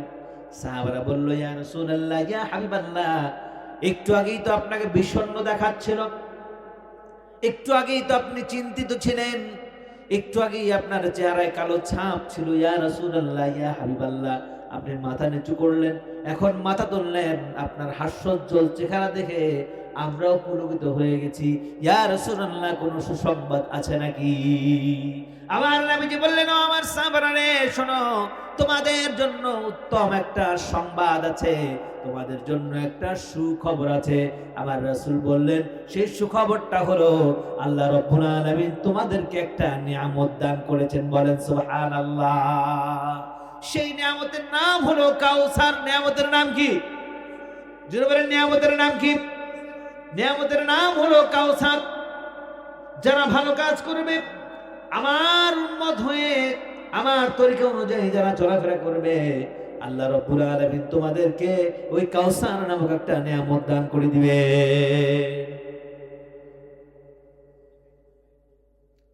একজন সাহাবা প্রশ্ন করলো, ইয়া রাসূলুল্লাহ, ইয়া হাবিবাল্লাহ, কাউসারটা কি? আল্লাহর নবী বললেন, এটা হলো হাউজে কাউসার। আল্লাহ রাব্বুল আলামিন তোমাদেরকে কিয়ামতে একটা নহর দান করবেন, কিয়ামতে একটা তোমাদেরকে পিপাসা মেটানোর একটা পানীয় দান করবেন। যখন ওই কিয়ামতে মানুষেরা লেলিহান আগুনের মধ্যে দৌড়াদৌড়ি করবে, কোনো শান্তি পাবে না, মানুষের কোনো সহায় থাকবে না, মানুষেরা পেরেশানি হয়ে যাবে, দৌড়াদৌড়ি করবে, চারদিকে শুধু আগুন আর আগুন, মানুষেরা কোনো কুল কিনারা খুঁজে পাবে না। ওই সময় আমি রাসূল সাল্লাল্লাহু আলাইহি ওয়াসাল্লামকে আল্লাহ পাক একটা নিয়ামত দান করবেন, সেটার নাম হলো কাউসার। আর আমি আমার যারা উম্মত, এদেরকে ডেকে ডেকে আমি তাদেরকে এই কাউসারের পানি পান করাবো। যখনই কোনো উম্মত এই কাউসারের পানি পান করবে, কাউসারের পানি পান করার সাথে সাথে তার যত পেরেশানি আছে, যত দগ্ধতা আছে, যত রোগ আছে, আল্লাহ রাব্বুল আলামিন পানি খাওয়ার সাথে সাথে সব কিছুকে মিটায়া দিবেন। কেউ যদি এক ভোগ পরিমাণ কাউসারের পানি কেউ পান করতে পারে, 40,000 বছরে তার আর কখনো পিপাসা লাগবে না, ক্ষুধাও লাগবে না। বলেন সুবহানাল্লাহ। ওই ব্যক্তি আর বৃদ্ধ হবে না। কাউসারের পানি পান করা মানেই হলো সে জান্নাতি ব্যক্তি। সুবহানাল্লাহ বলেন। মুসান্নিফ রাহিমাহুল্লাহ, আল্লামা ইবনে কাসির রাহিমাহুল্লাহ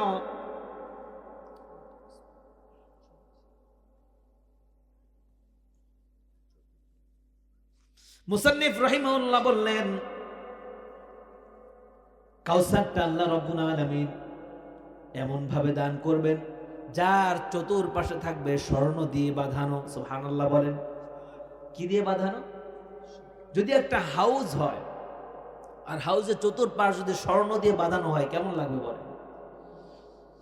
সেই হাউসের ভিতরে অসংখ্য পান পাত্র থাকবে, প্রত্যেকটা পাত্র হবে এক একটা স্বর্ণের পেয়ালা। সুবহানাল্লাহ বলেন। আমার আল্লাহ রাব্বুল আলামিন আল্লাহ রাসূলের যত উম্মত আছে, প্রত্যেকটা উম্মতের জন্য এক একজনের জন্য এক একটা পেয়ালা দান করে দিবেন। যেই পেয়ালা দিয়ে একজন উম্মত পানি পান করবে, ওই পেয়ালা দিয়ে দ্বিতীয়বার আর কাউকে পান করানো হবে না। যতগুলা উম্মত ততগুলা স্বর্ণের পেয়ালা। সুবহানাল্লাহ বলেন। কোন কোন মুসান্নিফ রাহিমাহুল্লাহ বলেছেন, সেই হাউজে কাউসারটা হবে এই দুনিয়াতেই।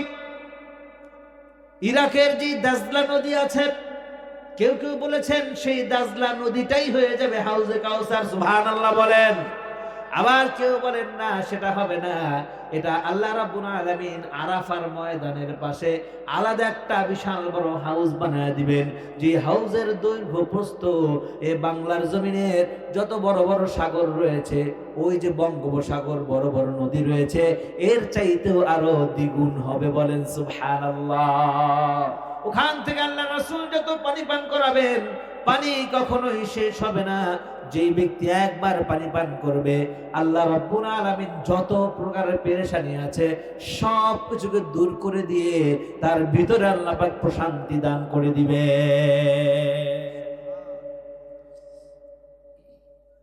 আল্লাহর নবী মুহাম্মদুর রাসূলুল্লাহ সাল্লাল্লাহু আলাইহি ওয়াসাল্লাম বললেন, এই যে হাউজে কাউসারের পানি, তাহলে দুনিয়াতে আমি যেই তরিকা রেখে এসেছি, আমার তরিকা অনুযায়ী তোমাকে জীবন যাপন করতে হবে, আমার সুন্নাত অনুসরণ করতে হবে। যদি আমার প্রকৃত উম্মত হতে পারো, কাল কিয়ামতের কঠিন ময়দানে আমি রাসূল তোমাকে ডেকে ডেকে আমি তোমাকে হাউজে কাউসারের পানি পান করাবো। আরো জোরে বলেন সুবহানাল্লাহ। আমার প্রাণের ভাইয়ারা, আমার প্রাণের বন্ধুগণ, আল্লাহর নবী মুহাম্মদুর রাসূলুল্লাহ সাল্লাল্লাহু আলাইহি ওয়াসাল্লাম, তাকে বলা হয়েছে রুটলেস, তাকে বলা হয়েছে লেস কাটা। আজকে তামাম পৃথিবীতে আল্লাহ রাব্বুল আলামিন আমার নবীর অসংখ্য অসংখ্য উম্মত রেখেছেন। প্রত্যেকটা সেকেন্ডে সেকেন্ডে আমার নবীর নামে দুরূদ শরীফ পড়ে কি পড়ে না? পড়ে কি পড়ে না? আমার প্রাণের ভাইরা, আল্লাহ রাব্বুল আলামিন বললেন, হে রাসূল, সুতরাং আপনি সালাত আদায় করুন আর আপনি আমার জন্য কোরবানি করুন। সুতরাং যদি কোনো ব্যক্তি নিয়ামত প্রাপ্ত হয়, তার কাজ হলো দুইটা। কয়টা কাজ? নিয়ামত প্রাপ্ত হলে কয়টা কাজ? খুশির সংবাদ পেলে কয়টা কাজ? যদি বলেন জীবনে সফল হলে কয়টা কাজ? দুইটা কাজ। আল্লাহ পাক এর মাধ্যমে আমাদেরকে জানায়া দিলেন, তুমি কোনো সুসংবাদ শুনেছো, কোনো ভালো কাজ করেছো, কোনো সফলতা অর্জন করেছো, তখন তোমার কাজ হচ্ছে দুইটা। বেশি বেশি করে শুকরিয়া আদায়ের জন্য আল্লাহর জন্য নামাজ পড়ো। পরীক্ষায় পাশ করি, ভালো কিছু কোনো কিছু পাই, হই হুল্লা লাফালাফি শুরু হয়ে যায়, ঠিক কিনা বলেন? হই হুল্লা লাফালাফি। কিন্তু আমার নবীজি বলেছেন না, শুকরিয়া আদায় করো আল্লাহর প্রতি। কার প্রতি? আল্লাহর প্রতি শুকরিয়া আদায় করো, নামাজ পড়ো। আর আমাদের সমাজে এমন অনেক মানুষ আছে, নামাজের কথা বললেই মুখটা কালো হয়ে যায়, ঠিক না? আছে না নাই? বিশেষ করে অনেক যুবকের আছে এই কাজ করে। যুবক নামাজ পড়ো, মুখটা কালো হয়ে যায়। আমাকে নামাজের কথা বলতেছে, বলে আমার প্যান্ট ভালো না, আজকে নামাজ আসতে পারবো না। এই এলাকার যুবকেরা মনে হয় এমনটা না। আলহামদুলিল্লাহ বলে। কোলা যুব সমাজ, যুবকদের জন্য দোয়া করি আমি, আল্লাহ পাক তাদের হৃদয়টা আরো প্রশস্ত করে দিন। জোরে বলেন আমিন। যুবকদেরকে আপনারা সবসময় সহযোগিতা করবেন। যুব সমাজের উদ্যোগ আর আপনাদের সহযোগিতা, এই দুইটার বিনিময়ে আজকে আমাদের মাহফিলটি বাস্তবায়ন হয়েছে, ঠিক কিনা বলেন? সুতরাং মুরব্বীদের থাকবে সহযোগিতা আর যুবকদের থাকবে অক্লান্ত পরিশ্রম। এই দুইটার সমন্বয়ে আল্লাহ রাব্বুল ইজ্জাত ওয়াল জালাল অবশ্যই সফলতা দান করবেন। সকলে বলছি ইনশাআল্লাহ। আল্লাহর নবী মুহাম্মদ সাল্লাল্লাহু আলাইহি ওয়াসাল্লামের দুটো মেয়েকে বিবাহ করেছিলেন হযরত আলী কাররামাল্লাহু ওয়াজহা, ঠিক না? আমার রাসূল সাল্লাল্লাহু আলাইহি ওয়াসাল্লামের একটা মেয়েকে বিবাহ দিয়েছিল উতবার কাছে, আর একটা মেয়ে বিবাহ দিয়েছিল উতাইবার কাছে। এই হলো আল্লাহ রাসূলের তিনজন জামাতা। আল্লাহর নবীজির কাছে এই সূরা যখন নাজিল হয়ে গেল, ছেলে নাই, দুটো মেয়েকে ওই যে আবু লাহাব তার দুই পুত্র উতবা এবং উতাইবার কাছে আবার নবীজির দুই মেয়েকে বিয়ে দিয়েছে। আবু লাহাব বলল, যেমন হোক তাড়াতাড়ি করে মুহাম্মাদের মেয়েকে তার ঘরে ফিরিয়ে দিয়ে আস। কোথায় ফিরিয়ে দিয়ে আসবে? মুহাম্মাদের মেয়েকে মুহাম্মাদের ঘরে ফিরিয়ে দিয়ে আস। মুহাম্মদ তো রুটলেস হয়ে গেছে, তার আর কিছুই থাকবে না।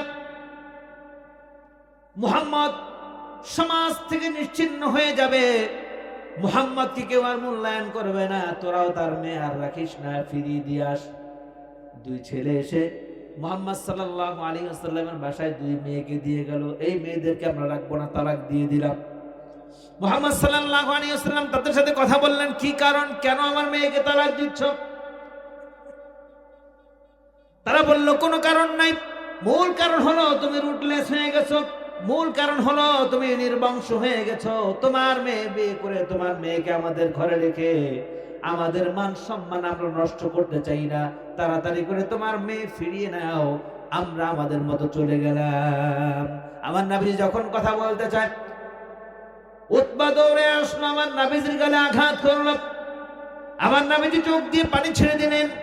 আমার নবীজি বললেন, আল্লাহ আল্লাহ এমন দুঃখের দিনে আমার সন্তানগুলো চলে গেল, আমি ভারাক্রান্ত হৃদয়, ইতিমধ্যে আমার মেয়েকে ফিরিয়ে দিয়ে গেল, আমার ঘে আঘাত করলো, ইয়া আল্লাহ আমি তো সহ্য করতে পারছি না। আবার নবীজি আবার কথা বললেন। যখনই কথা বলতে যাবেন, উতবা দৌড়ে এসে আমার পবিত্র নবীজির পবিত্র চেহারা এসে থুথু নিক্ষেপ করলো। বলেন নাউজুবিল্লাহ। আবার নবীজি যখন আঘাতপ্রাপ্ত হয়ে গেলেন, চোখটা বন্ধ করলেন আর বললেন, উতবারে তোর এত বড় সাহস, এত পদস্খলন হয়েছে, তুই আমার গায়ে থুতু নিক্ষেপ করলি, আমি তোর জন্য বদদোয়া করছি, যতক্ষণ না পর্যন্ত হিংস্র জানোয়ার তোকে টেনে হিচড়ে না খাবে ততক্ষণ পর্যন্ত তোর মৃত্যু হবে না। উতবা চলে গেল বাবার কাছে। আবুল আহাবের কাছে গিয়ে বলল, আমি ফিরিয়ে দিয়ে এনেছি, মুহাম্মদকে আঘাত করেছি, মুহাম্মদকে থুথু দিয়েছি। আবুল আহাব বলল, এরপর কি করেছিস বল। থুথু দেওয়ার পরে আমি যখন চলে আসবো, মুহাম্মদ তো আমাকে বদদোয়া করেছে, আমাকে যতক্ষণ পর্যন্ত হিংস্র জানোয়ার না খাবে ততক্ষণ পর্যন্ত নাকি আমার মৃত্যু হবে না। আর হাসে খিলখিল করে। আবুল আহাব বলল, মুহাম্মদ যেহেতু বদদোয়া দিয়েছে, এইটা লেগে যাবে বাবারে, তুই ঘর থেকে বের হইস না। কেউ যদি কখনো বদদোয়া করে, সেটা ফিরানোর কোন রাস্তা নেই, আল্লাহর পক্ষ থেকে সেটা গজব হিসেবে নাজিল হয়ে যায়। এই জন্য সাবধান করবো আমার যুবক ভাইদেরকে। আমার যুবক ভাইয়েরা, শরীরে তাকত আছে, শক্তি আছে, এমন অবস্থায় আমরা মাঝে মাঝে যে আচরণগুলো করি, রিক্সাওয়ালার সাথে, দোকানদারের সাথে, মুরব্বীর সাথে, দুর্বলের সাথে আমরা যে আচার আচরণ করি, এর কারণে সে যদি ব্যথিত হয় আর মন দিয়ে যদি কোনো বদদোয়া দিয়েই ফেলে, আমার প্রাণের ভাইয়েরা, সেই বদদোয়া থেকে তুমি বাঁচতে পারবা না। বদদোয়াটা তীরের গতিতে আল্লাহর দরবারে কবুল হয়, আর সেটা ক্ষতি আকারে তোমার উপরে নাজিল হয়ে যায়। সুতরাং বদদোয়া থেকে বাঁচার কোনো রাস্তা নাই। বদদোয়া থেকে যদি বাঁচতে চাও, কোনো সুযোগ নেই বদদোয়া থেকে বাঁচার। এটা তীরের মতো কাজ করে। আমরা কারো বদদোয়া নেব? জোরবান বদদোয়া নেব? ও যুবক বন্ধুরা, ও যুবক ভাইয়েরা, এমন আচরণ করা যাবে না যে আচরণের কারণে বদদোয়া দেয়। রিক্সায় চড়ে এসেছো, রিক্সাওয়ালা 5টা টাকা বেশি চেয়েছে, আর ধবার করে তুমি চর মেরে দিলা, রিক্সাওয়ালা বদদোয়া করলো, মনে রেখো এই বদদোয়া থেকে তুমি বাঁচতে পারবা না। দুর্বলকে আঘাত করেছো, তুমি বাঁচতে পারবে না, বদদোয়া তোমার গায়ে লেগে যাবে। সুতরাং যে অবস্থায় থাকো না কেন, মানুষের বদদোয়া নেওয়া যাবে না। মানুষের যদি বদদোয়া নাও, তুমি জীবনে শেষ হয়ে যাবা, তুমি টেরও পাবা না। আমার প্রাণের ভাইয়েরা, আমার রাসূল মুহাম্মদ সাল্লাল্লাহু আলাইহি ওয়াসাল্লাম বদদোয়া করলেন, ঘরে ফিরে গেলেন। উতবা এবং উতাইবা দুইজনকে ঘরের ভিতরে আবুল আহাব বন্দী করে রাখলেন, ঘর থেকে বের হইস না, মুহাম্মদ যেহেতু বদদোয়া করেছে, বদদোয়া লেগে যাবে। আবুল আহাব কোথায় যেন বেড়াতে যাবে, তোকে নেওয়া যাবে না, রাস্তার মধ্যে তোকে বাঘে খেয়ে ফেলবে, হিংস্র জানোয়ার খেয়ে ফেলবে। উতাইবাকে ঘরের ভিতরে তালাবদ্ধ করে দরজা জানালা সব আটকায় এরপরে গেল। সর্বশেষ আবুল আহাব চিন্তা করলো, এখানে আমার ছেলেকে রাখা যাবে না, ছেলেকে পাঠাইতে হবে মিশরে। কোথায়? মিশরে লৌহ কপাটের ভিতরে ছেলেকে প্রয়োজন আটকায় রাখবে। মুহাম্মদ যেহেতু বদদোয়া দিয়েছে, বদদোয়া লেগে যাবে। রাস্তা দিয়ে যাচ্ছে, উতবার চারপাশে 11 জন যুবক, মধ্যখানে উট ঘোড়া, এরপরে তার চারপাশে আরো 21 জন যুবক রেখেছে তাকে পাহারা দেওয়ার জন্য। যাওয়ার প্রতিমধ্যে রাত্র হয়ে গেল, শিবির স্থাপন করলো, তাবু গাড়লো, এখানে বিশ্রাম নেবে চিন্তা করলো। বনের পাশে আছি, প্রকাণ্ড মাঠের পাশে আছি, যে কোনো সময় আক্রমণ করতে পারে হিংস্র জানোয়ার। বন থেকে বড় বড় কাঠ, বড় বড় গাছ কেটে আনলো। উতবা যেখানে ঘুমাবে, চারদিকে এগুলো একেবারে একটার সাথে একটা লাগিয়ে ঘেরাও দিয়ে জেলখানার মতো তৈরি করলো। উপরে ছাউনি দিল, যাতে করে কোনো বাঘ, কোনো হিংস্র জানোয়ার প্রবেশ করতে না পারে। সবাই ঘুমালো। যুবকদেরকে বললো, কেউ ঘুমাবা না, সবাই সারা রাত জাগনা থাকবা, আমার উতবাকে তোমরা পাহারা দিবা। আমার প্রাণের ভাইয়েরা, আল্লাহর পরিকল্পনা হলো উত্তম পরিকল্পনা। আমার নবীজি যেটা বদদোয়া দিয়েছেন, সেটা ঘটবে কি ঘটবে না বলেন? জোরবান ঘটবে কি ঘটবে না? রাত্রে ঘুমায় আছে, যুবক যেগুলো জাগনা ছিল পাহাড়াদার, একটা ঠান্ডা হাওয়া আসলো, হিমেল শীতল বাতাস আসলো। এই বাতাস এসে তাদের সবাইকে ঘুম পাড়িয়ে দিল, কেউ আর জাগনা নাই। আল্লাহ রাব্বুল আলামিন এর মধ্যে একটা বাঘকে পাঠিয়ে দিলেন, যা উতবাকে খেয়ে আস। বাঘ আসলো, এটা দেখে সবাই ঘুমিয়ে আছে, লাশের মতো পড়ে আছে। মধ্যখানে উতবা আছে, চারদিকে তো বেষ্টন করা, কেমনে ঢুকবে? অনেক উঁচু করে বেষ্টন দেওয়া হয়েছে, কিভাবে ঢুকবে? কোনোভাবে ঢুকার রাস্তা পায় না। সর্বশেষ বাঘটা একটা লাফ দিল, লাফ দিয়ে উপরে উঠলো। ওই ছাউনি ভেঙে চুরে একেবারে উতবার উপরে পড়লো। বাঘটা সুন্দর করে সেখানে বসলো। বসে বসে উতবার মাথাটা কামড়ালো, মাথাটা ছিঁড়ে ফেললো দেহ থেকে, হাত পা ছিঁড়ে ফেললো দেহ থেকে। ওর মতো ও খেয়ে আস্তে করে বনের বাঘ বনে চলে গেছে। সকালে সবাই ঘুম থেকে উঠে গিয়ে উতবা কোথায়? বেষ্টনের ভিতরে গিয়ে দেখে উতবা নাই, উতবার হাত পা আর মাংসগুলো পড়ে আছে। কোথা থেকে বাঘ এসেছে, কিভাবে খেয়েছে, হিংস্র জানোয়ার না কে কি করেছে, কেউ কিছুই বলতে পারে না। আমার প্রাণের ভাইয়ারা, নবীজি বদদুয়া করেছেন, দুনিয়াতে ঘটে গেছে। আর এই দুনিয়াতে যত মানুষেরা বদদুয়া করবে, কোনো বদদুয়া ফিরিয়ে দেওয়া হবে না, সবার বদদুয়া আল্লাহ কবুল করে নেবেন। এর জন্য আমি মা বাবাদেরকে অনুরোধ করে বলবো, অনেক সময় রাগের মাথায় সন্তানদেরকে আমরা বদদুয়া করি কি করি না? তুই মরস না কা, ঠাডা পড়ে না কা, বলে কি বলে না? তুই অন্ধ হয়ে যাস না কা, তুই খোরা হস না কে, ল্যাংরা হস না কে, বদদুয়া দেয় কি দেয় না? আছে না নাই? সাবধান মা বাবারা, এমন বদদুয়া করা যাবে না। বদদুয়া করলে ভালো বদদুয়া করবে। কাবা শরীফে সর্বশেষ যে ইমাম নিয়োগ হয়েছে, দেখতে একদম কালো, আফ্রিকান লোক, দেখতে একদম কালো। দুঃখিত, সর্বশেষ না, সর্বশেষ যিনি নিয়োগ হয়েছে তার আগে নিয়োগ হয়েছিল। দেখতে একদম কালো, দাড়িগুলো সাদা। ওই ব্যক্তি ওদিন বলছে যে আজকে আমি কাবার ইমাম হয়েছি আমার মায়ের বদদুয়ার কারণে। সুবহানাল্লাহ বলবেন না? এই জন্য পিতা মাতাদেরকে বলবো যে বদদুয়া করলে ভালো বদদুয়া করবেন, আল্লাহ কবুল করে নেবেন। সুবহানাল্লাহ বলেন। বলে আমি মায়ের সাথে বেয়াদবি করেছিলাম, বেয়াদবি করার কারণে আমার মা অসন্তুষ্ট হয়ে গেল। অসন্তুষ্ট হয়ে বলল, তুই কাবার ইমাম হবি। অনেকে বলে না, অসন্তুষ্ট হয়ে, তুই একবারে কি যেন বলে, শাহজালাল হয়ে যাবি, তুই কাবার ইমাম হয়ে যাবি, তুই দুধের তুলসী পাতা, এমনি বলে না, অনেকে বলে না। মা বদদুয়া করো, অন্য কোনো কিছু বদদুয়া করলো না, মা বদদুয়া করলো তুই কাবার ইমাম হবি। ওই কাবার ইমাম বলছে, আমার মা আজ থেকে কয়েক বছর আগে, আজ থেকে প্রায় 20-25 বছর আগে আমার মা আমার জন্য বদদুয়া করেছিল। আমার মায়ের বদদুয়ার কারণে আজকে আমি সারা বিশ্বের তীর্থস্থান কাবা শরীফের ইমাম হতে পেরেছি। এই জন্য মা বাবাদেরকে বলবো, আমার মায়েরা সন্তানকে বদদুয়া দিলে ভালো কিছু বদদুয়া দেন। সুবহানাল্লাহ বলেন। আর মা বাবা যে বদদুয়া দেয় সেটা আল্লাহ কবুল করে নেয়। আর মন থেকে যদি কোনো মা বাবা দোয়া করে, অবশ্যই সন্তানের জন্য সেটা আল্লাহ কবুল করে নেন। সন্তান পিতা মাতার জন্য দোয়া করলে আল্লাহ কবুল করে, আবার পিতা মাতা সন্তানের জন্য দোয়া করলে আল্লাহ কবুল করে নেন। কারো দোয়াকে আল্লাহ পাক কখনোই ফিরিয়ে দেন না। বিশ্বাস হয় কি হয় না? জরুরি বিশ্বাস হয় কি হয় না? সুতরাং দোয়া করব, ভালো দোয়া। বদদুয়া করলেও ভালো দোয়া আছে না নাই? পারবো কি পারবো না? পারবো আমরা? আল্লাহ যেন কবুল করেন। ভাইজান বলতেছে সময় শেষ, এর জন্য আমি আর সামনে যাচ্ছি না। আমি সংক্ষেপ কিছু কথাবার্তা বললাম সূরা কাউসার থেকে। আল্লাহ পাক এর ভিতরে যদি আমাদের শিক্ষণীয় কোনো কিছু থাকে, এগুলোর উপর আমল করার তৌফিক দান করেন। জরুরি আমি